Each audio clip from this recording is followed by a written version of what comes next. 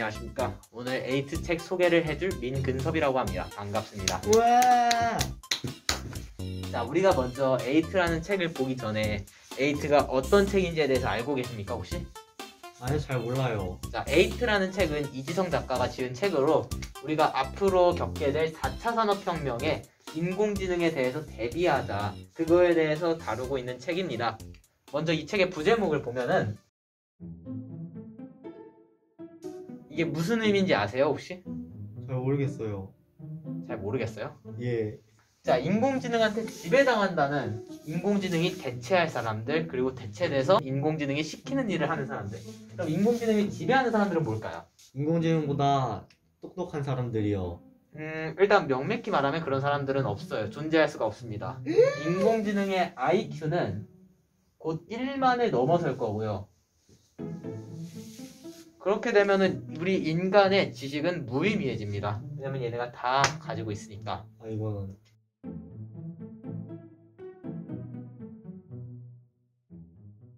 그러면 인공지능을 지배하는 사람들은 어떤 사람이 됐을까요? 그거에 대해서 에이트에서 소개를 하고 있습니다. 오. 이제 에이트에서 주로 나온 내용들을 보면은 창조적 상상력과 이제 공감 능력을 이 두 가지를 가지고 있는 사람은 인공지능한테 지배되지 않는다고 말을 하고 있어요. 왜 그런지 이제부터 볼 겁니다. 자, 우리가 흔히 알고 있는 인공지능은 어떤 인공지능이 있을까요? 알파고, 자, 알파고, 또 시리, 또 빅스비, 빅스비, 또 멜론. 멜론?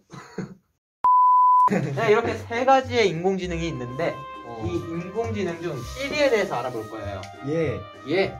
자, 시리는 어디서 만들었죠? 애플이요, 애플. 애플에서 만들었죠. 예. 애플의 창업자 누구죠? 스티브 잡스요. 스티브 잡스죠. 예. 자, 인공지능은 앞으로 인간을 대체를 할 겁니다. 지금 당장에 우리가 여러 가지 논란의 중심이 되고 있는 인공지능 몇 개만 봐도 인간을 뭐 동물원에 가두겠다, 인간을 정벌하겠다라는 인공지능이 꽤 있었어요. 헐. 예. 그런 인공지능을 이 스티브 잡스는 굉장히 주력으로 밀고 나갔었는데, 그렇게 해서 나온 게 시리잖아요. 네. 만약에 대호 씨가 네. 자신이 죽는 날짜가 네. 바로 다음 날이다 네. 하면은 대호는 뭐 할 것 같아요? 잠잘 것 같아요. 미친놈이 맞군요.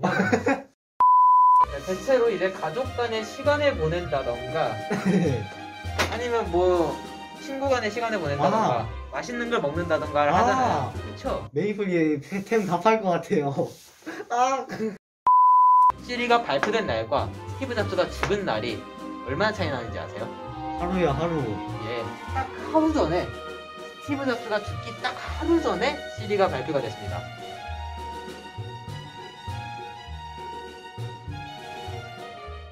그렇다면은 이러시는 이유가 있을 거 아니에요, 스티브 잡스가. 네. 예, 이러시는 이유가 있을 거 아니에요. 왜 그랬냐? 네. 이제 장차 4차 산업혁명이 발생한다고 많이 들었을 거예요.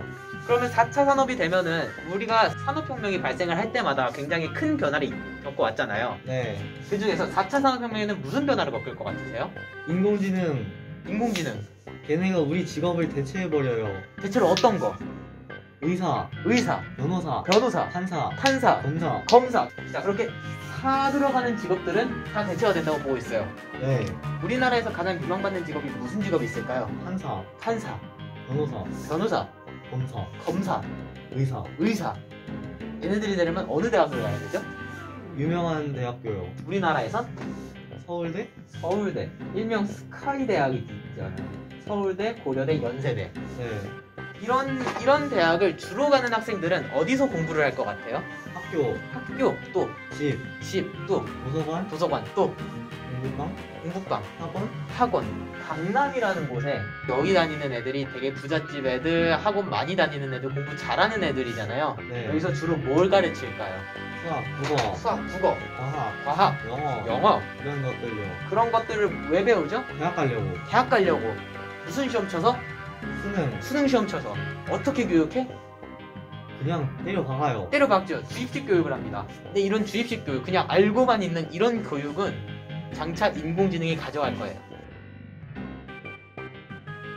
이 미국의 브레인들, 뇌들, 똑똑한 사람들, 네. 아마 전 지구에서 똑똑한 사람들이 전부 모여있는 실리콘밸리가 있는데, 네. 이 실리콘밸리에서는 굉장히 특이한 게 하나 있습니다. IT 기기를 IT 기기를 많이 안 써요. 많이 안 써요. 왜 많이 안 쓰죠? 걔네들 갖고는 너무 생각 없이 살게 돼서. 대표적으로 웹툰, 웹툰, 또 웹소설. 웹소설. 이렇게 유튜브 웹툰, 웹소설 어떻게 봐요, 사람들이? 그냥 겁나 넘겨대요. 겁나 넘겨대죠. 네, 그냥 이불 안에 누워가지고 핸드폰 바라보면서 겁나 보죠. 네, 이게 얘가 굉장히 잘못됐다는 거를 이 사람들은 알아요. 네, 그래서 어떻게 하냐? 이런 것들을 없애고 창조적인 상상력과 공감 능력을 키우기 위해서 되게 아날로그적인 물건들을 많이 사용하거든요. 네, 대표적으로 종이, 네, 명함, 네, 신문, 종이신문 이런 것들이 이런 우리가 종이 명함, 종이 명찰 아니면 종이 신문 같은 걸 우리가 요즘 잘 쓰나요? 종이 노트? 그런 우리는 것들을? 안 쓰죠, 잘. 우린 잘 안 쓰죠. 네, 우리나라에선 점차 사라지고 있어요. 이런 것들이 이제 다 IT화 되고 있고 종이 신문은 TV에서 뉴스로 대체되고 명함, 명찰은 그냥 카드 하나로 충분히 되죠. 네, 근데 이 사람들은 그런 걸 안 써요. 창조적 상상력이 떨어지거든. 아날로그적으로 가야지 생각을 더 많이 할 수 있다고 하고 IT 기기 쪽으로 가면은 편해지기 때문에 더 나른해지고 느긋해지고 게을러진다는 거예요. 그게 이 책의 이지성 작가님이 말씀하신 내용 중 하나입니다. 우리가 방금 말한 의사, 변호사, 판사, 검사 말고도 인공지능한테 대체되는 게 하나 더 있습니다. 뭐가 있을까요? 강사요. 강사는 뭘 하죠? 강의를 해요. 강의를 하죠. 이 강의가 인공지능한테 대체될 수 있다 라는 게 나왔어요. 네, 그러면은 이제 더 이상 강의를 찍을 이유가 없잖아요, 사람들은. 네, 그래서 사람들이 뭘 하냐? 강의를 싹 다 풀어버립니다. 자, 무크 기업이라고 아세요? 아니요. 무크 기업은 네, 대표적으로 강의들을 모아다가 네, 유료로 공개를 하면서 강의로 수업을 하는 그런 기업들이에요. 네. 강의를 가지고 있는 그런 기업들인데 이런 무크 기업들이 강의를 무료로 배포하고 있습니다. 무료로. 헐. 왜? 꿀딱. 개꿀딱이 아니에요. 잘 생각해보면 네. 강의를 유료로 하면은 수익이 더 많을 텐데 무료로 하는 이유가 있을 거 아니에요. 왜 네. 그랬을까요? 필요 없어서요. 필요가 없어져서. 더 이상 강의는 존재하지 않을 겁니다. 오히려 인공지능이 가져가기 때문에 인공지능이 위주가 된 강의를 수업받겠죠. 네, 우리가 해야 되는 건 교육입니다. 강의예요. 강의를 더 이상 선진국들은 하지 않아요. 그러면 왜 강의를 무료로 공개를 했을까? 딴 사람들이라도 보라고. 다른 사람들이랑 보라고. 이제 강의는 곧 대체된다고 했잖아요. 네, 강의 위주의 교육을 받은 사람들은 네. 인공지능한테 지배당할 사람들. 아, 강의 위주의 교육을 하지 않은 사람들은 인공지능을 지배할 사람들. 때문에 이 사람들은 무크 기업들은 네. 학문계에서 기득권층으로 남기 위해서 강의를 공개를 했다고 해요.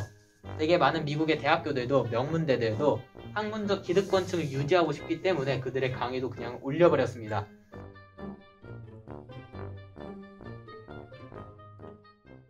자, 오케이. 우리는 이제 미국의 한 기업에 대해서 알아볼 건데 네. 이름은 골드만삭스예요. 네, 이 기업에 새로운 신입사원 한 명이 등장을 합니다. 이름은 켄쇼. 네. 일본인인가요? 그런 것 같아요. 이 켄쇼라는 직원은 네, 회사에서 쉬지도 않았고 네, 밥도 안 먹었고 네. 다른 직원들과 관계도 안 맺었고 집에 퇴근도 하지 않으면서 매일같이 야근으로 밤을 지새우면서 일만 했어요. 그래가지고 이 회사에 골드만삭스라는 회사에 네. 600명의 트레이더가 있었고 그 중에서 일을 너무나도 잘한 나머지 트레이더 중 598명을 자릅니다. 얘 한 명이면 됐어요. 그리고 나머지 2명은 얘를 보조하게 됩니다. 얘가 누구냐? 인공지능이에요. 우리가 생각할 때 알파고나 빅스비나 시리는 아직 불안정한 인공지능이잖아요. 인공지능이 인간을 벌써 대체한다는 거는 아직 상상하지 못했던 일이잖아요. 네. 근데 그게 실제로 일어났습니다.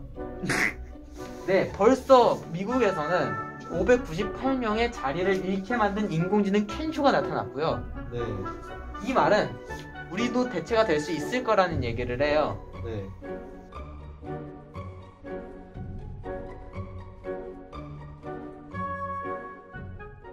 또한 인공지능이 우리를 대체할 수 있는 게 하나 더 있어요. 자동차 쪽에서는 사고가 굉장히 많이 나죠. 네. 사고가 왜 나는 거라고 생각하세요? 부주의, 부주의, 컨디션, 컨디션, 그것도 부주의지.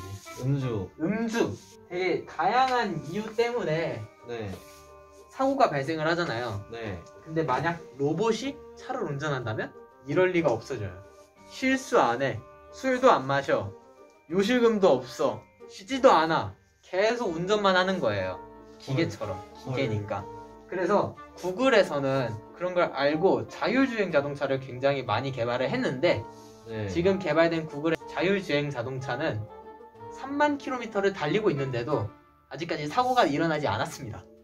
자, 인공지능 자동차, 자율주행 자동차도 이제 무사고로 3만 킬로미터를 주행하는데 인간은 그 사이 사고 굉장히 많이 나고 운전할 때마다 불안하고 사고가 한 번 나면 크게 다치고 그래서 장차 나중엔 자율주행 자동차만 있고 인간들이 운전을 하는 게 불법이 될 수 있는 날이 올 수도 있을 거라고 이 책에서는 얘기를 하고 있어요.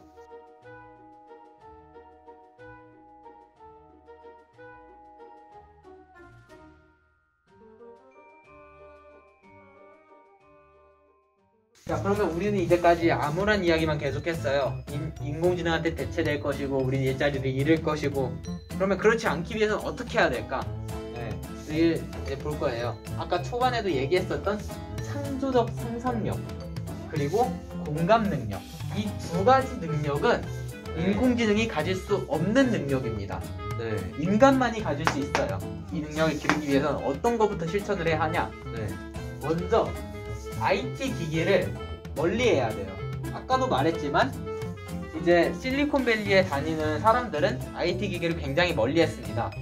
오죽하면 스티브 잡스도 자기 자식들한테 아이폰을 굉장히 나이가 들어서 줬다고 해요. 중고등학생이 돼서야.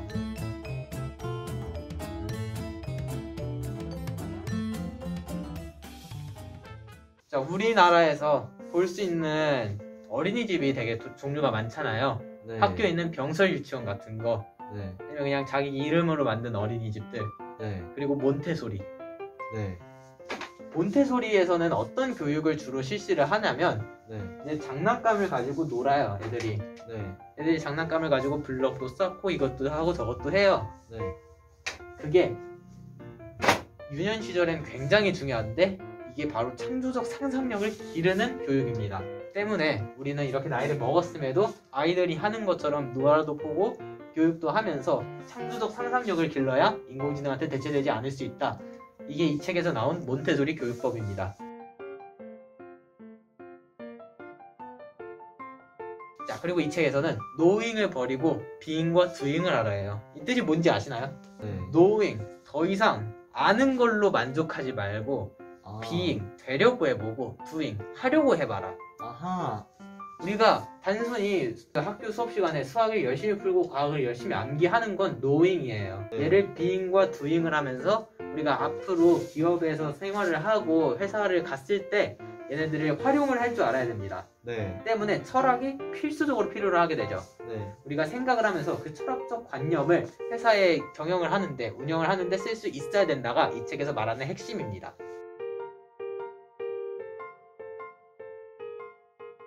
자, 우리가 집에 있으면 대체로 어떤 공부를 하죠? 교과 공부요. 교과 공부. 부모님이 시켜서 하죠. 네.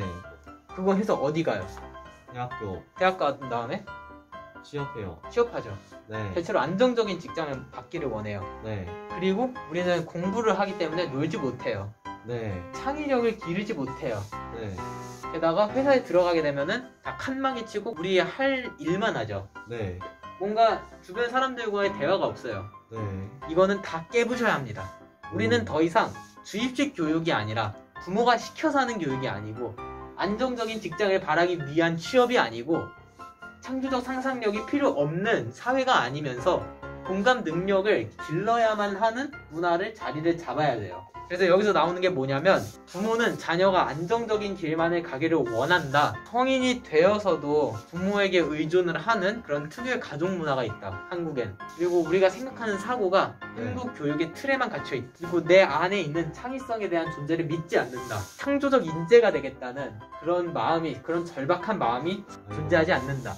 공감과 대화에 기반한 협력 문화가 없다라는 게 우리 사회, 우리나라 사회의 문제점이라고 말을 하고 있습니다. 그래서 이런 한국 문화를 깨부셔야지 4차 산업 때 살아남을 수 있다고 말을 하고 있어요. 인공지능한테 대체되지 않는데요. 그래서 이 책에서는 하루에 딱 1시간만이라도 자기 내면의 목소리에 집중을 하는 시간을 가지라고 해요. 좀 더 생각을 하고 사고를 하는 시간을 가지라고 책에서 말을 하고 있어요.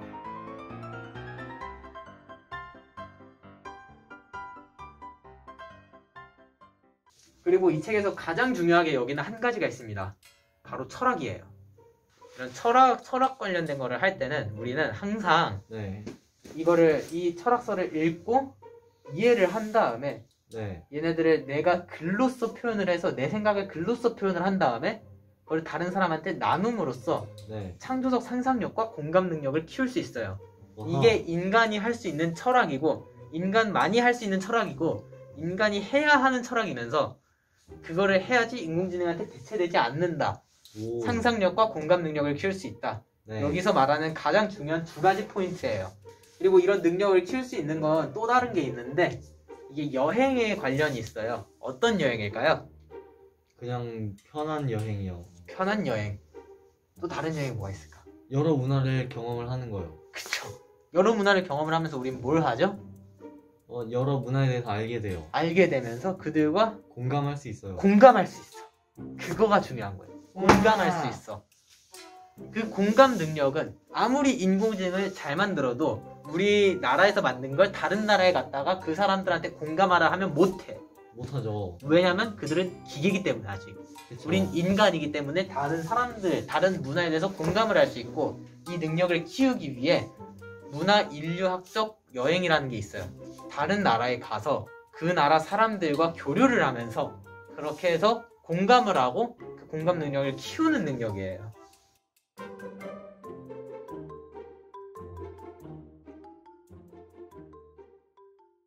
자, 여기까지 에이트에 대한 소개가 끝났고요. 여기서 가장 중요하게 말하던 두 가지는 역시 상상력과 공감 능력. 이 두 가지를 키워야 결국에 인공지능한테 대체되지 않을 거라고 말을 하고 있어요. 그러면 우리가 이 책을 읽으면서 알았던 상상력과 공감 능력을 키우기 위한 방법을 네. 뭐가 있었을까요? IT 기기를 차단하는 거요. 네, IT 기계를 멀리하는 거. 아, 네. 그리고 몬테소리 교육을 하는 거. 그게 뭐였죠? 내용이? 그게 애들처럼 놀아보기도 하고 그런 교육을 받는 거예요. 그러면서 창조적인 상상력 능력을 얻고요. 네. 또? 그리고 문화 인류학적 여행을 경험하는 거예요. 그렇죠. 여기서 우린 뭘 할 수 있죠? 다른 문화를 공감할 수가 있어요. 공감을 하면은 공감 능력이 키워진다. 네. 이 교육들은 결국에 우리가 인공지능한테 대체되지 않고 인공지능을 지배할 수 있게 만드는 인재를 만들게 된다.